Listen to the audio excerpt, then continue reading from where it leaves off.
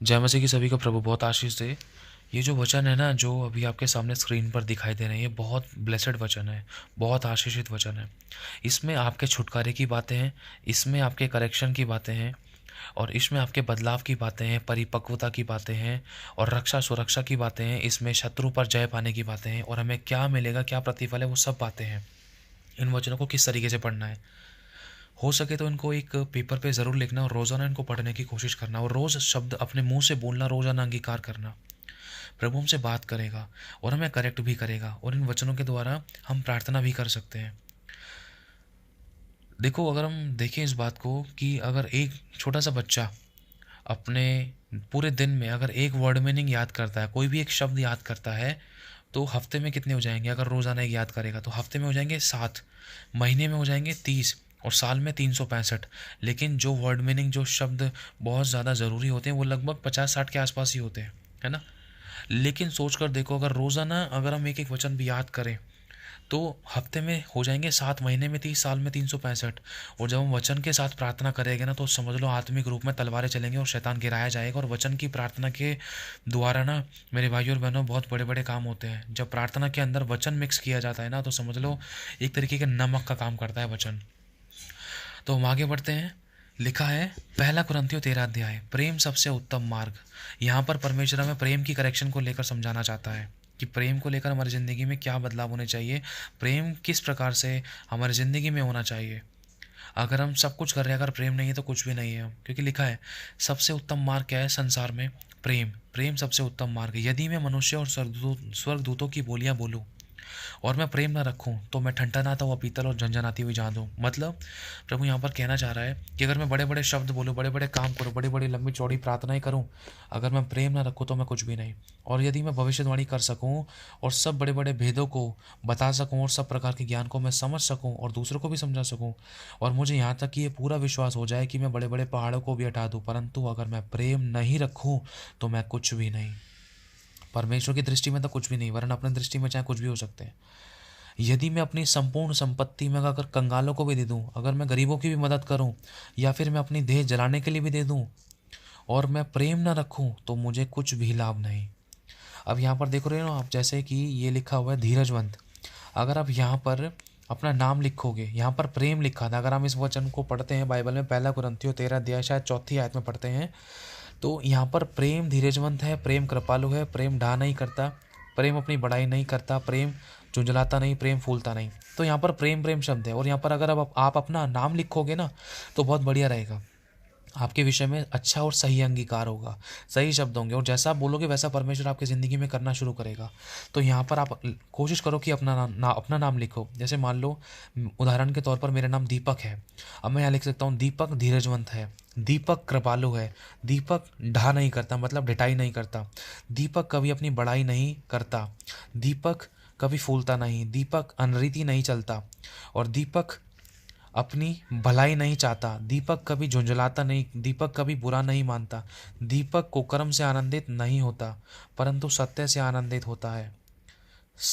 दीपक सब बातें सह लेता है, दीपक सब बातों की प्रतीति करता है, दीपक सब बातों की आशा रखता है, दीपक सब बातों में धीरज धरता है, दीपक कभी टलता नहीं। भविष्यवाणी हो तो समाप्त हो जाएंगी, भाषाएं हो तो जाती रहेंगी, ज्ञान हो तो मिट जाएगा। मतलब इस प्रकार से आप इस जगह पर जहाँ पर प्रेम लिखा हुआ है, प्रेम प्रेम को यहाँ से हटाकर यहाँ पर अपना नाम लिखकर अगर आप अपने लिए ये अंगीकार करो, तो ये चीज़ें परमेश्वर आपके अंदर इम्पार्ट करेगा। क्योंकि लिखा है, जैसा तू बोलेगा वैसा होगा। तो आप अपने लिए जब अच्छे शब्द बोलोगे ना, कि दीपक बुराई नहीं करता, दीपक गाली गलौज नहीं करता, दीपक झूठ नहीं बोलता, चुगली नहीं करता, दोष नहीं लगाता, बुराई नहीं करता, लड़ाई दंगा नहीं करता, व्यभिचार नहीं करता, तो ऐसे भी आप अपने लिए बोल सकते हो। जब आप बोलोगे तो वो कहीं ना कहीं आपकी ज़िंदगी में घटना शुरू होगा, चाहे धीरे धीरे ही हो, लेकिन होगा। क्योंकि लिखा है, क्योंकि हमारा ज्ञान अधूरा है और हमारी भविष्यवाणियां भी अधूरी। क्यों? क्योंकि अगर प्रेम नहीं है ना, तो सब कुछ अधूरा है। लिखा है, परंतु जब सर्वसिद्ध आएगा तो अधूरा मिट जाएगा। जब दीपक बालक था, तो दीपक बालकों के समान बोलता था। जब दीपक बालकों और दीपक का बालकों के जैसा मन था। अब यहाँ पर आप मैं भी बोल सकते हो, जब मैं बालक था तो मेरा बालकों के समान मन था, और मैं बालकों के समान बोलता था, बालकों के समान मन था, बालकों के समान मेरी समझ थी, परंतु जब मैं सयाना हो गया। अगर आप अपने लिए पढ़ना चाहते हो तो अपना नाम भी लिख सकते हो और अपना मैं भी लगा सकते हो, जब मैं बालक था या जब दीपक बालक था, ठीक है, इस तरीके से। तो अगर हम इसको पढ़ें, परंतु जब सर्व सिद्ध आएगा, जब सियाना हो गया, परंतु जब मैं सियाना हो गया, परंतु जब दीपक सियाना हो गया, तो बालकों की सी बातें छोड़ दी। अभी हमें दर्पण में धुंधला सा दिखाई देता है, क्योंकि अभी प्यार की कमी है हमारे अंदर, इसलिए हमें धुंधलापन दिखाई देता है। परंतु जब उस समय आमने सामने देखेंगे, और इस समय मेरा ज्ञान अधूरा है, परंतु उस समय ऐसी पूरी रीति से पहचानूंगा जैसे मैं पहचाना गया हूँ। अब अब विश्वास, आशा और प्रेम, ये तीनों स्थायी हैं, पर इनमें से सबसे बड़ा, सबसे उत्तम प्रेम है। लिखा है गलातियों 5:22 में। अगर आपको मेरी राइटिंग समझ में नहीं आ रही तो आप खुद से लिख सकते हो, लेकिन इसमें वचन लिख रखे हैं, आप वचन को लिखकर अपने अपने तरीके से लिख सकते हो। भाई मेरी राइटिंग तो ऐसी है, लेकिन जो जीवन की बात है उसको समझना है ना। राइटिंग से ज़्यादा कुछ लेना देना नहीं है, जो मेन चीज़ है उसको पकड़ना है। पर आत्मा का फल वो प्रेम है, आनंद, शांति, धीरज, कृपा, भलाई, विश्वास, नम्रता और संयम। मैंने ये आज भी पढ़ा है। जब जब हम इसको पढ़ेंगे ना तो ये चीज़ हमें याद रहेंगी, ये चीज़ें परमेश्वर हमें याद दिलाएगा, कहाँ पर प्रार्थना में हमें क्या बोलना है, अपने लिए क्या बोलना है, हमारे अंदर क्या कमी है, हमें क्या मांगना है। अगर प्रेम की कमी तो प्रेम मांगना है, अगर हम आनंद नहीं मना पा रहे तो हमें आनंद मांगना है परमेश्वर का।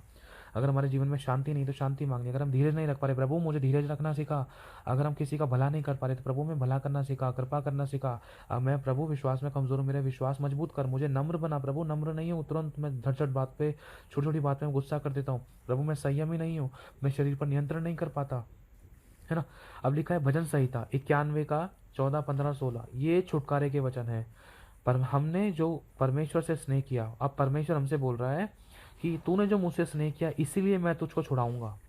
लिखा है मैं तुझको ऊंचे स्थान पर रखूंगा क्योंकि तूने मेरे नाम को जान लिया है। उसके की जगह परमेश्वर मतलब आपसे और मुझसे कह रहा है। अब ये परमेश्वर हमारे लिए वचन कह रहा है, जब तू मुझे पुकारेगा तब मैं तेरी सुनूंगा, और संकट में मैं तेरे संग रहूंगा, मैं तुझको बचाकर तेरी महिमा बढ़ाऊंगा और तुझे दीर्घ आयु से तृप्त करूंगा और अपने किए हुए उद्धार का दर्शन दिखाऊंगा। ये है छुटकारे के वचन। परमेश्वर हमें दीर्घ आयु से तृप्त करेगा, महामारी मारोगों से बचाएगा, शैतान की चालों से बचाएगा, लड़ाई दंगे मौत एक्सीडेंट से बचाएगा, हमारे प्राणों की रक्षा करेगा, हमारी महिमा करेगा, हमारा सर ऊंचा करेगा, हमारा इज्जत मान सम्मान बढ़ाएगा परमेश्वर। क्यों? क्योंकि हमने उससे प्रेम किया, और इसीलिए ये वायदे परमेश्वर ने स्वयं हमसे कहे हैं।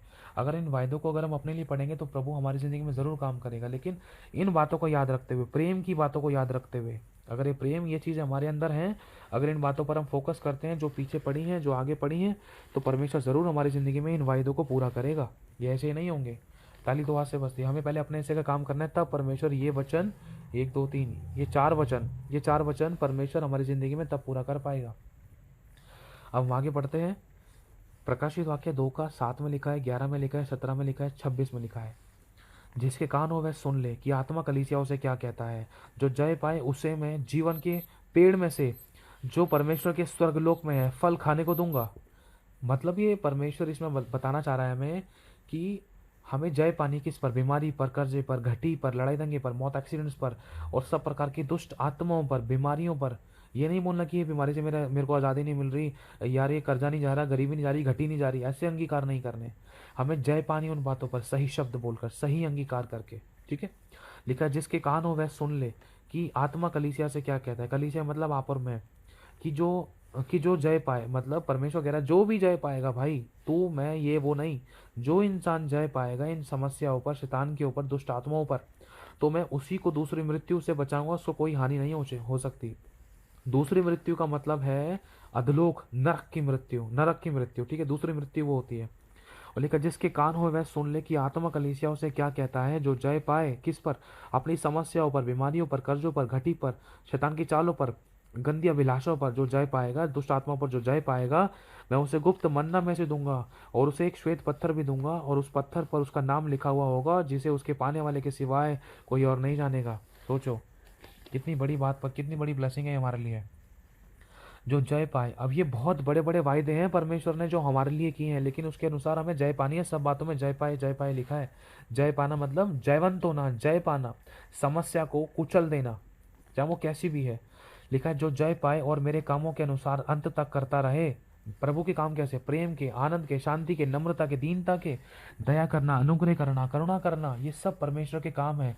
और यही बात कह रहा है जो जय पाएगा ना, तो वो ये मेरे कामों के अनुसार करता रहेगा। अगर जो करता रहेगा तो अंत तक करता रहेगा, तो मैं उसे जाति जाति के लोगों पर अधिकार दूंगा और वह लोहे का राजदंड लिए हुए उन पर राज्य करेगा। लोहे का राजदंड मतलब अधिकार के साथ, ऐसी अथॉरिटी परमेश्वर हमें देगा।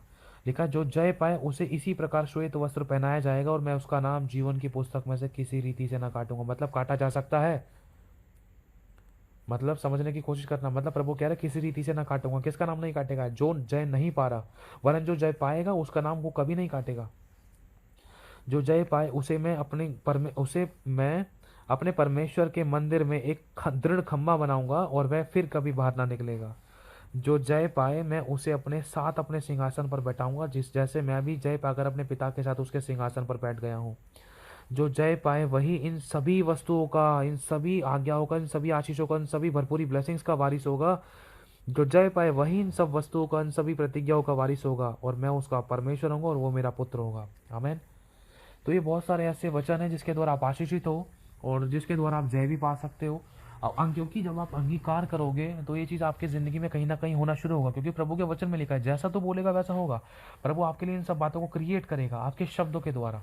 ये प्रेम के गुण आपके अंदर डालेगा, भरपूरी के गुण, छुटकारे के गुण, चंगाई के गुण, सामर्थ्य के गुण, अभिषेक के गुण, नम्रता, दीनता के, प्यार प्रेम के गुण, ये प्रभु आपके अंदर डालेगा। हालेलुया। प्रभु आप सभी को आशीष दे। मैं एक बार वचन बता देता हूँ। पहला कुरिन्थियों 13 अध्याय, उसकी पहली, दूसरी, तीसरी, चौथी, पांचवी, छठी आयत, सातवीं आयत, आठवीं आयत, और अगर हम पढ़ें तो यहाँ भी है 9, 10। अगर हम पहला कुरिन्थियों पढ़ोगे तो उसमें आपको अच्छे से पता चल जाएगा। पहला कुरिन्थियों 13 अध्याय सब कुछ मिल जाएगा अच्छे से, आराम से। गलातियों का 5 का 22 पढ़ सकते हो आप। भजन संहिता 91 का 14, 15, 16। प्रकाशित वाक्य का 2 का 7, 11, 17 और 26। और अगर हम यहाँ देखें प्रकाशित वाक्य 3 का 5, प्रकाशित वाक्य 3 का 12, प्रकाशित वाक्य 3 का 21, प्रकाशित वाक्य 7, है ना। तो इस प्रकार से आप इन वचनों को लिख सकते हो और चाहो तो उनको नोट कर सकते हो। हालेलुया। प्रभु आप सभी को आशीष दे, आप सभी को जय मसीह की।